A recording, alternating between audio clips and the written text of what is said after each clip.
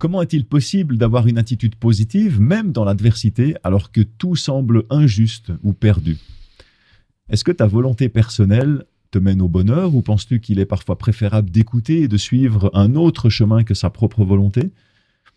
À une époque où les gens sont de plus en plus solitaires, est-ce que des relations vraies et collaboratives sont la clé d'une vie épanouie ou au contraire un fardeau? Reste avec nous, c'est exactement ce qu'on avait discuté maintenant.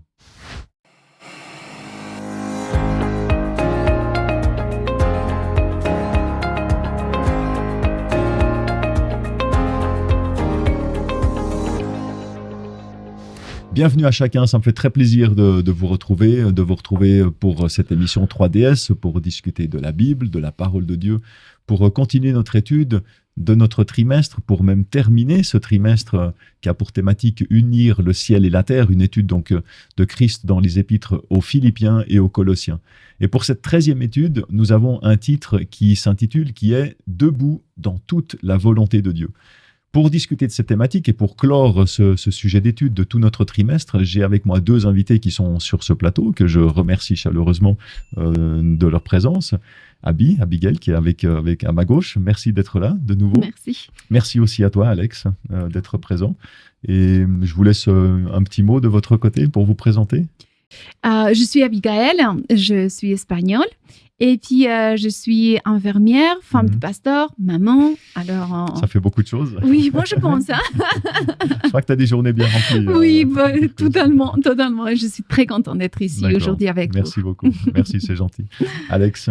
Alors, moi, j'habite à Lausanne, je travaille à Lausanne et je suis membre de l'Église adventiste lusophone de Lausanne. En Suisse romande, au cœur de la Suisse romande. Voilà, exactement. C'est un plaisir de t'avoir aussi avec nous. Merci pour votre présence à tous les deux. Je vais commencer à vous poser une question brise-glace, une question un petit peu générale, on va dire. Quand avez-vous, pour la dernière fois, eu l'impression que quelqu'un vous a soutenu ou que quelqu'un vous a encouragé au bon moment? Et qu'est-ce que ça a changé pour vous dans les circonstances que vous viviez à ce moment-là? Alors, je me rappelle, c'est tout récent. Quelqu'un qui arrive un samedi à l'église. J'étais en train d'organiser plusieurs choses, mais je passais par un moment personnel assez complexe. Et je suis convaincu qu'elle a été envoyée par Dieu, parce que je me suis ouvert à personne et tout. Elle arrive, elle me demande si on pouvait prier ensemble. Juste ça, une prière ensemble. D'accord. Elle m'a pris dans ses bras. Et elle ne sait pas à quel point ça m'a vraiment fortifié. C'était ce dont tu avais besoin à ce moment-là. Exactement. Ouais. Un petit geste, mais avec un impact énorme. C'est ce que ma femme appellerait les clins d'œil du Seigneur. Ah, clairement. C'est joli, ça. C'est joli. Ouais, magnifique. Ouais, c'est court témoignage, mais puissant. Hein. C'est très beau. Moi, je me rappelle, j'avais 20 ans. Et puis, je suis venue ici en Suisse avec mon amie Esther Lorente, qu'elle venait pour travailler comme infirmière et moi, je venais pour garder ses enfants. Alors, on a eu la possibilité pendant tout cet été d'avoir beaucoup de temps pour parler. Et puis, je me trouvais dans un moment très compliqué de ma vie. J'avais fini mes études que j'avais fait de coordinatrice d'événements. Et puis, c'était difficile de trouver du travail avec ça. Je voulais faire des études en plus, mais je ne savais pas si faire infirmière. J'aimais faire aussi la théologie. Alors, j'étais dans un moment de ma vie que je ne savais pas vraiment quoi faire. J'avais 20 ans et puis je savais où j'y allais. Et puis, je me rappelle qu'en parlant avec Esther plusieurs fois, elle me dit, Avi, et pourquoi tu n'essayes pas d'ouvrir toutes les portes que tu as envie et laisser que Dieu ferme toutes ces portes qui doivent être fermées. Qui doivent être fermées. Et puis, je me rappelle qu'à ce moment-là, j'ai dit, ça pourrait le faire. Hein. J'essayais et justement, Dieu m'a donné... il m'a montré qu'il voulait que je fasse infirmière et puis maintenant, je suis sûre que je devais le faire. Mais je me rappelle que ce conseil, ça m'a soutenu à ce moment-là, mais plus que ça, c'est un conseil que j'ai suivi pendant toute ma vie. Et tout ce que j'ai fait, j'ai appris à, quand j'avais des doutes, quand je ne savais pas quoi faire, ouvrir des portes et laisser que Dieu me montre qu'est-ce qu'il voulait. C'est vrai que c'est souvent en avançant que Dieu il peut nous diriger. Moi, ton témoignage me fait penser à une image que j'ai d'un bateau. Imagine un bateau, les vieux bateaux, des bateaux à voile, quand ils allaient faire les conquistadors. Vous voyez un peu ce genre de caravelle comme ça. Si on n'avance pas, si Dieu est le gouvernail et qu'on n'avance pas, Dieu il peut pas nous diriger. Donc nous, notre but, notre rôle, c'est d'avancer. Et Dieu, il peut nous diriger. Mais si on n'avance pas, si le bateau, il n'avance pas, Dieu, il va difficilement pouvoir nous diriger. Donc, c'est une image, alors qu'il y a toutes ces limites aussi, mais en tout cas, qui illustre assez bien ce que tu mets en évidence ici. Merci pour vos témoignages, pour vos réflexions. J'aimerais qu'on vous propose de prier ensemble. On va rentrer dans le texte biblique, et puis avant de commencer, qu'on puisse adresser une prière à Dieu. Notre Dieu, nous voulons te remercier pour la présence de chacun ici, pour la présence aussi de tous ceux qui nous écoutent et qui nous regardent. Et je te demande d'une façon particulière de les bénir, de nous bénir tous. Seigneur, on a besoin de toi. On veut ouvrir ta parole, on veut essayer de comprendre ce que tu as à nous dire. Seigneur, alors on te prie d'éclairer par ton esprit, d'éclairer notre esprit et que l'on puisse se laisser enseigner par toi. Nous te prions au nom de Jésus. Amen. Amen.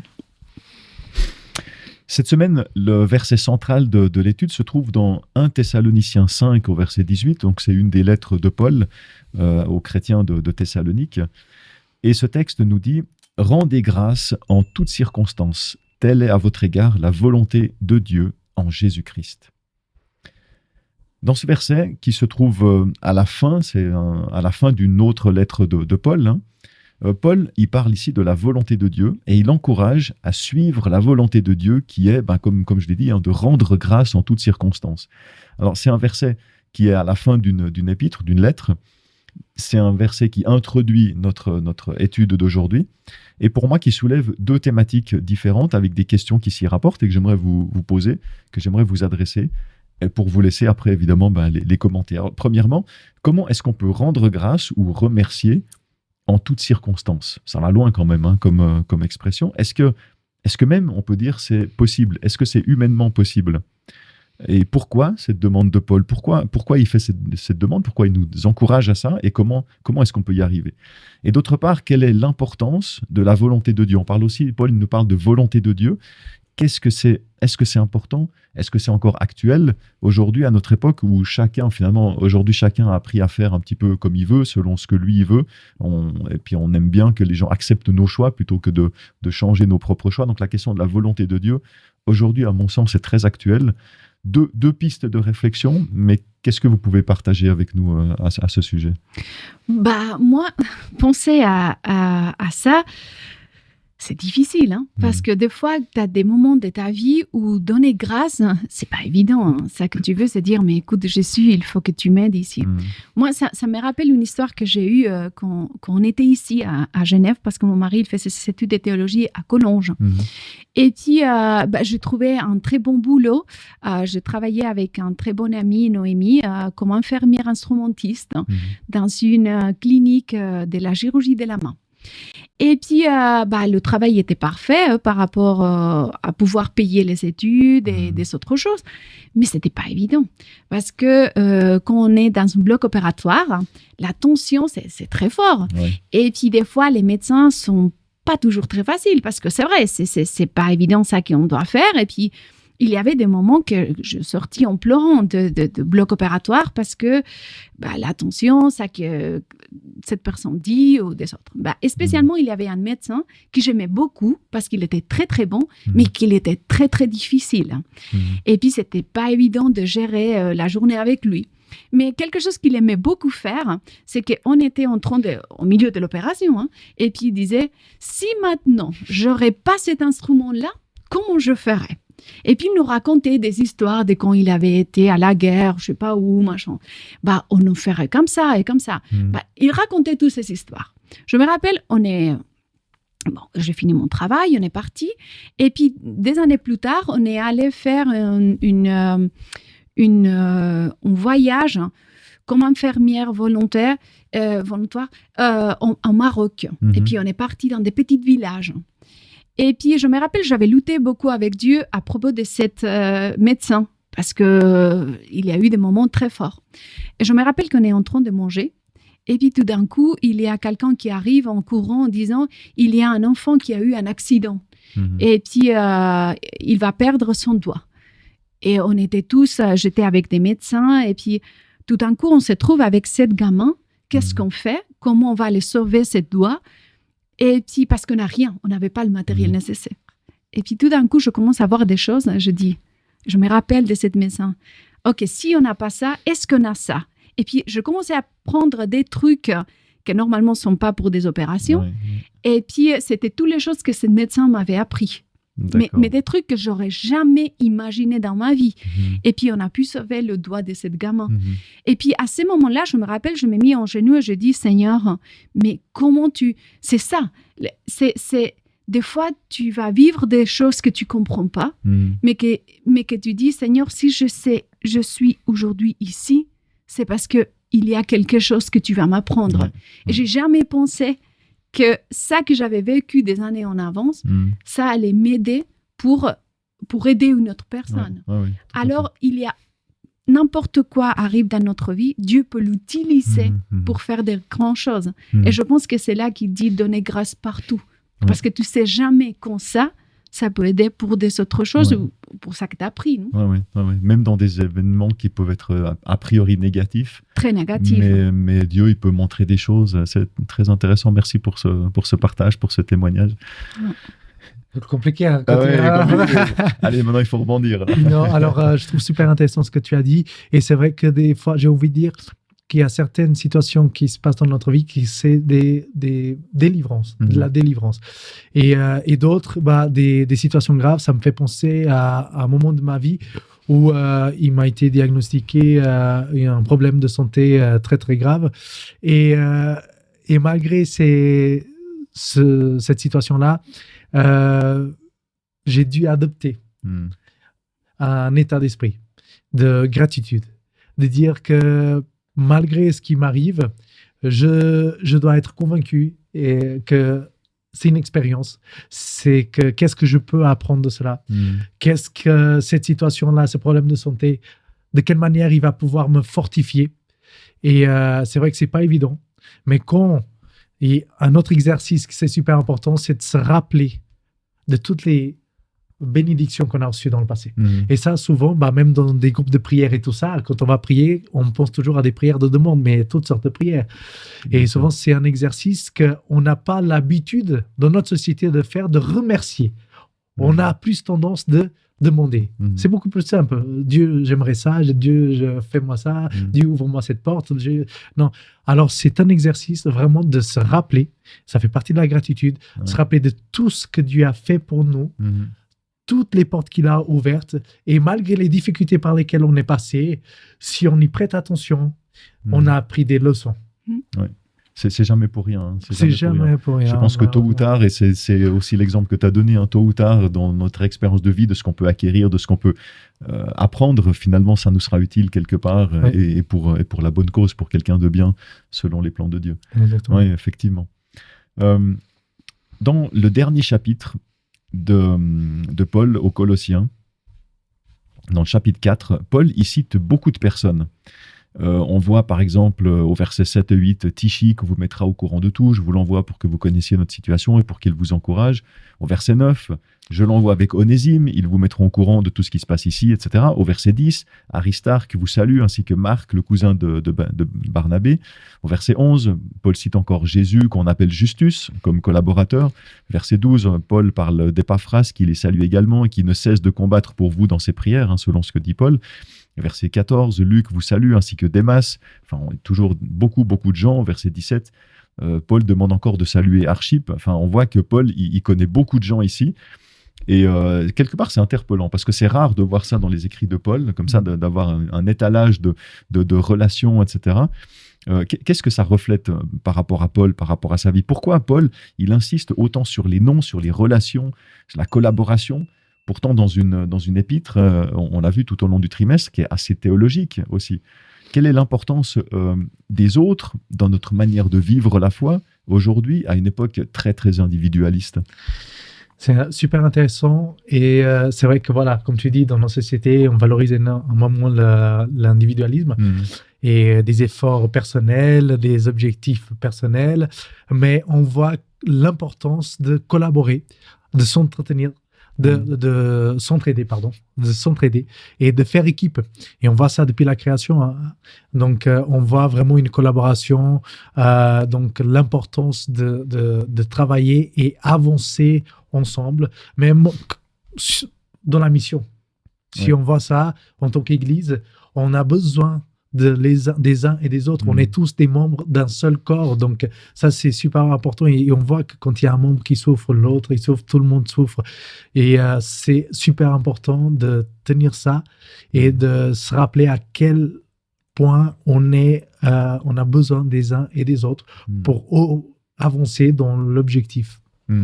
C'est intéressant, c'est presque étonnant de la part de Paul, j'ai envie de dire, parce que Paul, alors c'est vrai que dans les actes, on voit qu'il part avec un collaborateur, mais c'est un leader, Paul. Et on voit, c'est au travers de textes comme ça qu'on voit qu'en fait, même si on a parfois l'impression qu'il est seul, puis qu'il va à des endroits seul, sauf à quelques exceptions près, bien sûr, mais en fait, on se rend compte qu'il est entouré d'énormément de personnes et tout son travail, il est relationnel. Non seulement il fait les choses en équipe, mais c'est pour créer des églises où il va entretenir, il va gérer ses équipes, il va gérer ses églises, il va les faire démarrer, il va les encourager. Enfin, on voit que c'est quelque chose d'assez extrêmement, extrêmement social. Hein. Exact. Moi, je pense qu'elle essaye de nous parler de la communauté. Je pense que c'est ça qu'il essaye de nous dire. Écoutez, une église, ça doit être une communauté où les personnes se connaissent. C'est pas la même chose quand je parle de mon église comme un lieu que si je parle comme une famille que j'ai choisie, une communauté où je connais les gens, où, comme tu disais avant, non, une personne qui va vers toi et puis qui te dit on va prier. Moi, j'adore ça dans l'église. Quand tu connais les gens et puis il voit que ton visage est différent. Et puis il vient vers toi, il dit est-ce que tu veux qu'on prie ensemble? Et c'est pour moi que j'aime beaucoup les églises petites. Hein. Je parle de petites, 80, 100, mais pas plus grand que ça. Parce que sinon, on perd cette communauté, on perd cette chose on se connaît par nom. Et c'est ça que Paul fait. Il connaît chacun par son nom, par son prénom, pardon. Il connaît chacun par son prénom. Et je pense que c'est quelque chose de très important dans une société aussi individualiste, que c'est toi, toi, toi, toi. Non, écoute, c'est pas que toi, il y a tout le monde à ton côté et c'est important. Oui, et il les valorise en plus. Hein. Il dit, il y a lui, on peut compter sur eux, lui il va faire ça, et puis encouragez-le, et puis profitez de ça. Et c'est fou. C'est intéressant ce que tu dis par rapport à l'église. Hein. Le mot même église, hein, qui vient du grec ecclésia, et qui signifie communauté. Exact. Donc, quand on dit je vais à l'église, en fait, je vais dans la communauté. Quand on va visiter une église, on ne va pas visiter le bâtiment, on va visiter la communauté. Donc, c'est important cet aspect communautaire et je pense que c'est bien de le rappeler et tu as eu raison de le faire, donc merci beaucoup pour ça. J'aimerais continuer un petit peu dans Colossiens 4, prendre les versets 12 et 13. Et Paul, il écrit dans ces versets 12 et 13 « Épaphras, qui est des vôtres, vous salue. Esclave de Jésus-Christ, il ne cesse de combattre pour vous dans ses prières, afin que, parvenu à l'accomplissement et pleinement convaincu de la volonté de Dieu, vous teniez bon. Je lui rends ce témoignage qu'il se donne beaucoup de mal pour vous, pour ceux de Laodicée et pour ceux de Hiérapolis. » Alors, on a déjà introduit précédemment la notion de volonté de Dieu, et ici, Paul il parle de parvenir à l'accomplissement et d'être pleinement convaincu de la volonté de Dieu. Et ça s'acquiert par un combat dans la prière, hein, comme il le dit. Et après avoir atteint cela, il parle même de tenir bon. On n'a pas l'habitude de parler de la prière comme d'un combat. Et j'aimerais vous entendre là-dessus. Comment est-ce que vous comprenez ça? Qu'est-ce que veut dire Paul en utilisant ces termes de combat, de prière, de combat dans la prière? Et un deuxième aspect, c'est sur la fin, quand il dit de tenir bon, ben, là aussi, qu'est-ce que ça veut dire concrètement tenir bon dans la bouche, dans les mots de Paul? Moi, je pense que quand il parle d'un combat, je pense que c'est un combat vraiment contre nous-mêmes. Ça veut dire quand je viens en prière, hein, comme je disais avant, non, d'ouvrir des portes et que Dieu ferme celles-ci qu'il pense que c'est mieux fermé. Moi, je pense que la prière, c'est la même chose. Hein. C'est de venir à Dieu et normalement, quand tu veux, au moins, je peux parler de moi parce que c'est la vérité. Quand je viens à Dieu, beaucoup de fois, je viens avec tous les plans faits. Alors, Seigneur, j'ai ça, comme ça te bat? Non, écoute, c'est pas ça. Alors, c'est un combat en tant que que j'imagine à Dieu en train de me dire « Ok, Abby, ça va, merci pour tout ça que tu m'as appris, mais est-ce qu'on peut parler ?» Et puis, c'est ce combat de dire « Je veux que tu fasses ta volonté au moins, mais en même temps, je veux faire ma volonté. Alors, aide-moi parce que je veux que ça soit ta volonté qui soit faite. » Alors, c'est ça que je sens comme un combat, le combat de dire... le combat contre moi-même de dire c'est pas ma volonté que je veux faire, c'est ta volonté. Et c'est pas toujours évident parce que des fois la volonté de Dieu c'est pas ni le plan A, B, C ni D. C'est justement quelqu'un qu'on n'avait jamais pensé. Mais que quand tu regardes après, tu dis ok, c'était le mieux, merci Seigneur, non? Mais c'est pas évident d'aller contre nous-mêmes, contre les choses qu'on pense que c'est les mieux. Alors, c'est pour ça, je vois ces sons-là. Et puis, tenir bon, je pense que ça qu'il vient à dire, c'est tu dois y avoir la confiance. Tu combats avec Dieu, tu lui dis ça que tu penses, tu te battre, c'est pas un problème. Mais après, il faut dire, OK, Seigneur, mais je vais avoir la confiance. Parce que même si je ne comprends pas, je sais que je vais comprendre. Alors, je te rejoins entièrement. Et c'est vrai que la prière, il ne faut pas oublier que c'est vraiment notre outil de communication directe avec Dieu. C'est par là qu'on entretient la relation avec Dieu. Et c'est vrai, quand on prie, on revient sur ces différentes prières et tout. Et là, quand on parle de combat, je vois ça comme, voilà, c'est cette bataille contre notre désir, en fait, nous-mêmes. Et là, c'est ouvrir, déchirer, comme on dit en portugais, notre cœur et dire, voilà, je ne maîtrise plus. Je ne veux plus maîtriser. D'accord? Et ça, c'est un gros effort. Ce n'est pas évident de dire, maintenant, je ne veux plus guider.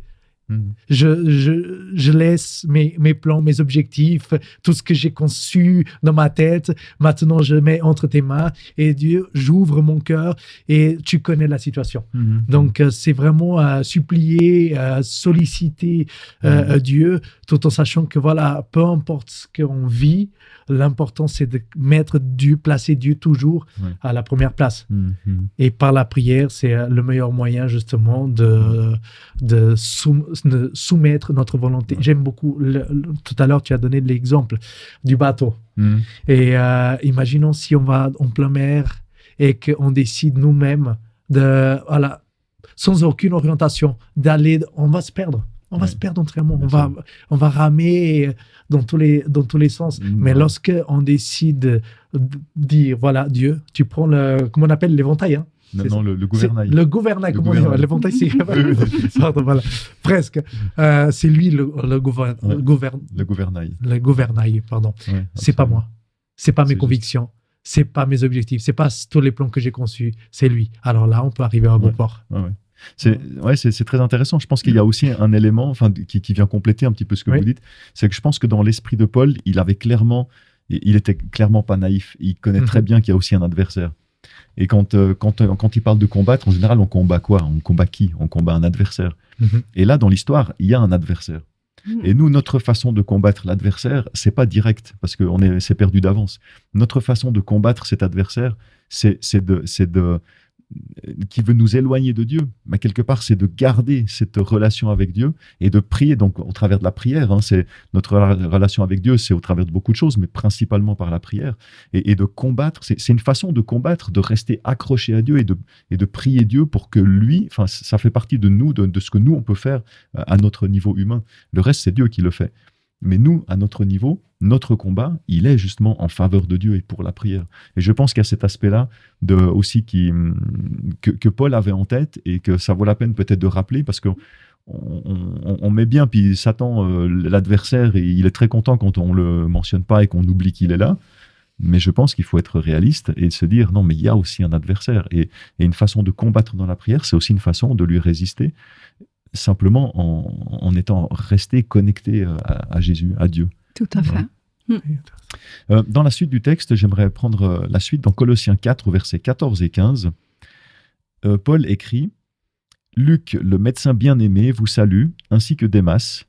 Saluez les frères qui sont à Laodicée, ainsi que Nympha et l'Église qui est dans sa maison. » Et puis il y a un autre texte dans 2 Timothée 4, au verset 10 et 11, où Paul il écrit « En effet, Démas m'a abandonné par amour pour le monde présent, et il est parti pour Thessalonique. Crescence est allé en Galatie, Tite en Dalmatie. Luc seul est avec moi. Prends Marc et amène-le avec toi, car il m'est bien utile pour le ministère. » Alors, pourquoi j'ai pris, vous allez vite voir pourquoi j'ai pris ces deux textes. Entre ces deux textes qui nous parlent et de Démas et de Luc, on peut faire la différence entre... On peut voir un peu qui ils étaient l'un et l'autre. On voit que Luc, il est resté avec Paul, tandis que Démas, il a laissé Paul, et Paul nous dit, par amour pour le monde présent. Aujourd'hui, et j'ai envie de ramener ça à notre époque aujourd'hui, à quoi ressemble concrètement le fait d'aimer le monde présent?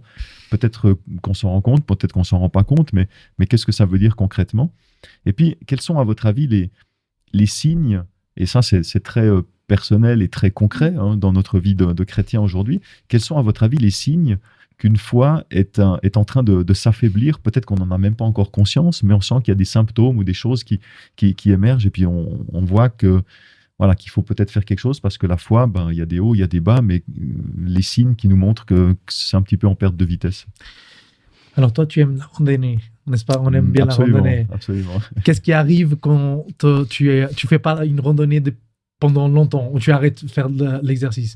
On se rend compte que les muscles, ils tiennent plus, ils s'affaiblissent, le cœur, il bat plus vite. La première qu'on refait, elle est dure. Ah oui. Elle est dure. Donc, il n'y a plus les muscles qui suivent, le cœur qui bat à fond et tout. Donc, on se sent plus faible. Voilà. Et c'est par l'exercice vraiment que tu peux justement te sentir plus fort et trouver la bonne condition pour entamer les plus hauts sommets. Plus hauts sommets. La foi, je la vois aussi comme ça. C'est une sorte d'exercice. Dans le sens où les signes, c'est qu'on peut avoir le cœur qui s'abat. Et ça se ressent.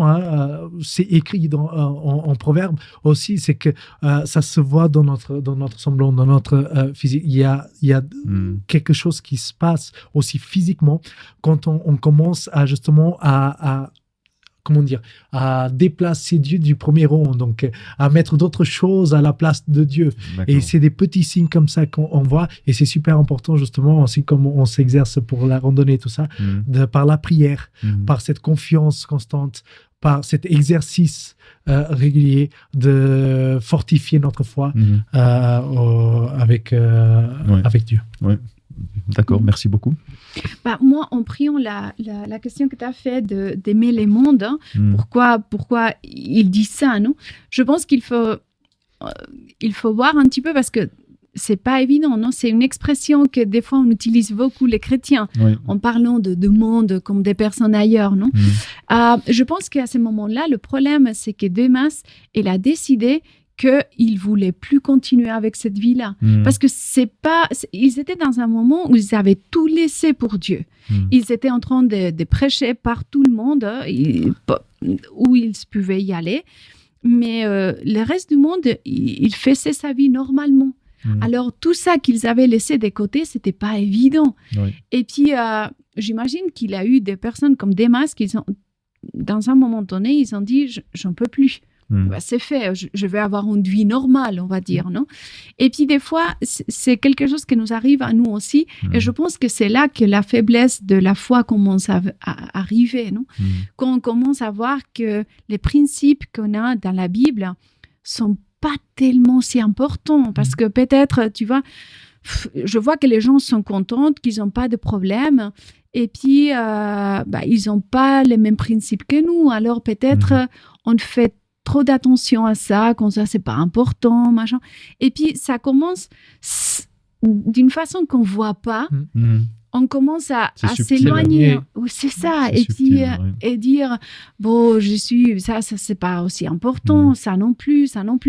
Et puis tout d'un coup, d'ici 3 ans, tu te vois toi-même, tu dis écoute, comme Démas, j'ai laissé Paul, j'ai repris ma vie. On ne sait pas qu'est-ce qu'il a fait à la fin de sa vie, Démas, mais c'est vrai que peut-être il a dit mais j'ai laissé ça qui me donnait la sensation de faire ça que Dieu m'avait demandé. Pourquoi?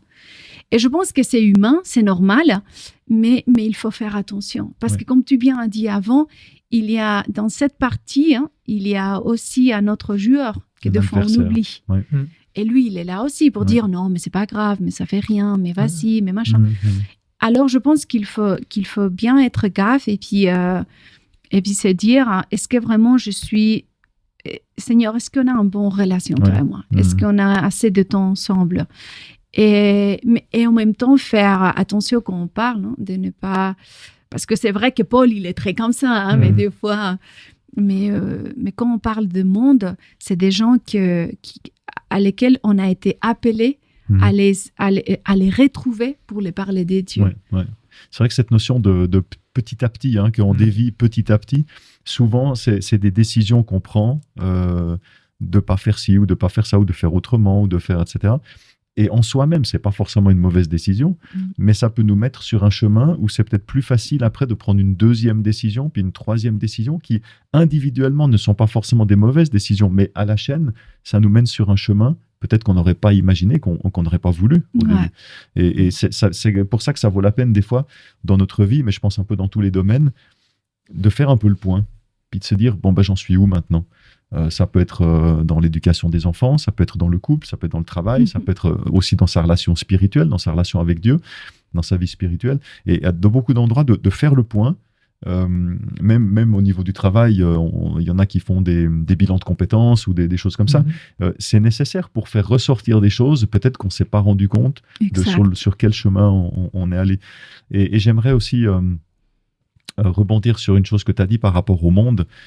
C'est vrai que ça vaut la peine, effectivement. Alors, on ne va pas donner une définition du monde plus large que ça, mais c'est vrai que tu t'as mis en évidence que, d'un côté, Démas, il est parti, et Paul le dit que c'est par amour pour le monde, mais comme si c'était négatif. Hein. Il est parti par amour pour le monde, on ne le voit plus, etc. Mais je rappelle aussi que dans Jean 3,16, Jésus, il a donné sa vie par amour pour le monde. Et on ne parle pas du même monde, ça ne veut pas dire la même chose ici. Et je pense qu'on doit faire la distinction, et surtout pour nous en tant que chrétiens ou que croyants, de faire la distinction entre le monde dont parlait Jésus, qui sont les gens, les hommes, les femmes, les personnes qui vivent, et que Jésus, il aime par-dessus tout. Et c'est pour ces personnes-là qu'il est mort et qu'il est ressuscité pour pouvoir donner la vie éternelle à ces gens-là et à tout le monde. Et il y a ce dont Paul parle ici, par amour pour le monde, qui est, comme tu l'as dit aussi, plus les habitudes, les principes, tout ce qui finalement, des modes de vie qui s'opposent aux principes de Dieu et qui sont pas compatibles. Mais ça n'a rien à voir avec les gens. Et très souvent, nous, on a peut-être tendance dans notre vie à juger des attitudes ou des actions et on fait l'amalgame et on juge la personne. Et c'est pas la même chose. Et je pense que ce point-là, il est particulièrement important parce qu'on on tombe tous dans le panneau. C'est parfaitement humain. Mais d'en avoir conscience de ça, ça fait peut-être la distinction en disant non, cette personne, elle a fait peut-être quelque chose que j'aime pas, mais Dieu, il l'aime au point qu'il est mort pour lui, ou pour elle, pour cette personne.